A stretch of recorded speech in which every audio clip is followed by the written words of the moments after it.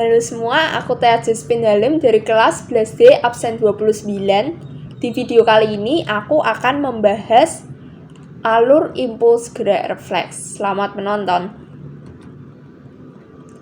Pertama-tama aku akan membahas apa itu gerak refleks.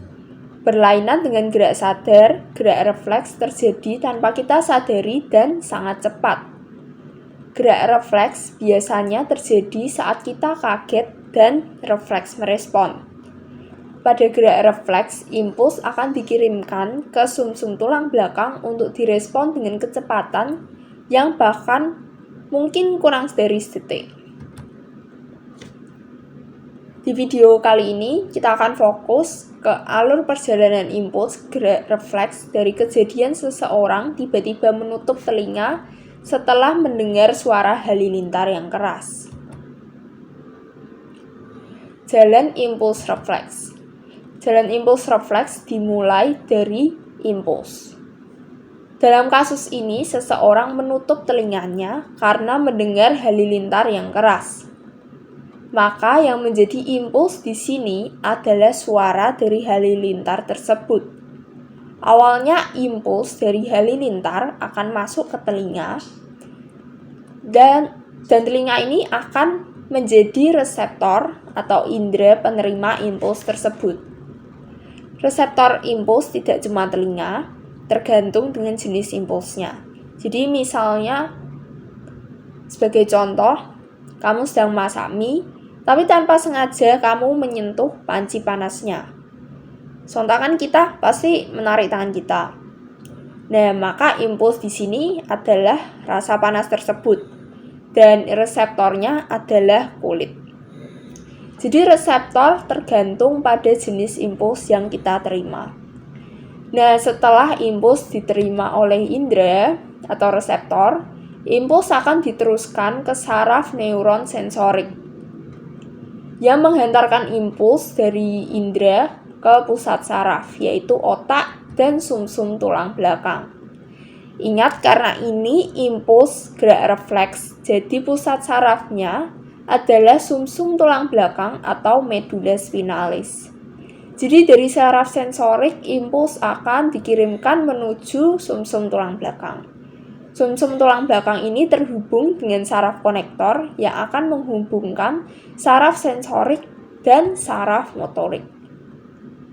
Di sumsum secara tidak sadar dan cepat akan menentukan respon atau tanggapan apa dari adanya impuls yang kita terima. Respon di peristiwa ini adalah menutup telinga. Setelah tahu apa respon yang akan diberikan, respon impuls akan diteruskan ke saraf motorik yang bertugas menghantarkan impuls dari pusat saraf ke efektor. Jadi impuls diteruskan lagi nih dari saraf motorik ke efektor. Efektor yaitu otot atau kelenjar merupakan efektor adalah otot dan kelenjar yang ikut berperan dalam respon nutup telinga ini. Jadi efektor di peristiwa ini adalah otot tangan yang secara refleks bergerak menutup telinga sebagai respon dari impuls suara halilintar. Kemungkinan otot mata juga berperan sebagai efektor kalau misalnya orang tersebut menutup matanya saat terkejut. Nah, efektor tergantung dengan respon dari impulsnya.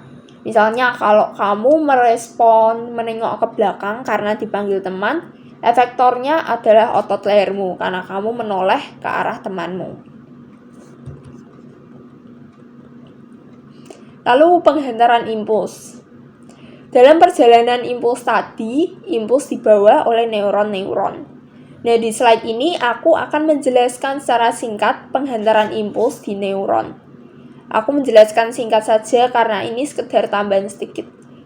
Jadi ada dua cara penghantaran impuls, yaitu cara beda potensial dan melalui sinapsis. Yang pertama, cara beda potensial. Cara penghantaran impuls beda potensial ini terjadi di dalam tubuh neuron. Fase-fase cara beda potensial ini ada 3, yaitu polarisasi, depolarisasi, dan repolarisasi. Dalam penghantaran impuls ini, saluran ion Na+ dan K+ akan membuka dan menutup, sehingga muatan ion yang ikut bergerak seiring terbukanya saluran ion. Jadi misalnya saluran K+-nya terbuka, jadi nanti ada juga pergantian muatannya, dari ada yang positif, lalu ada yang negatif juga.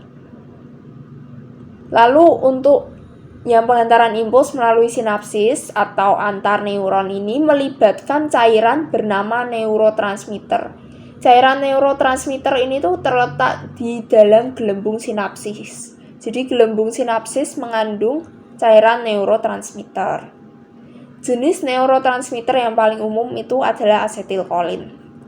Asetilkolin akan menempel pada reseptor-reseptor protein sehingga saluran ion Na+ akan terbuka dan ion-ion Na+ akan masuk lewat saluran ini dan terjadi depolarisasi.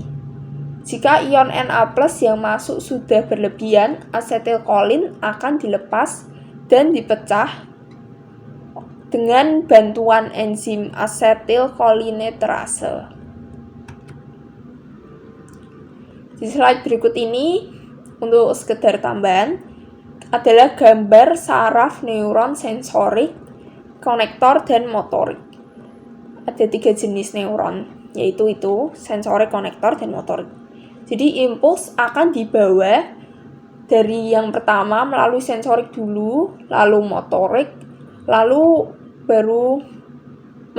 maksudku dari sensorik, lalu konektor, lalu motorik.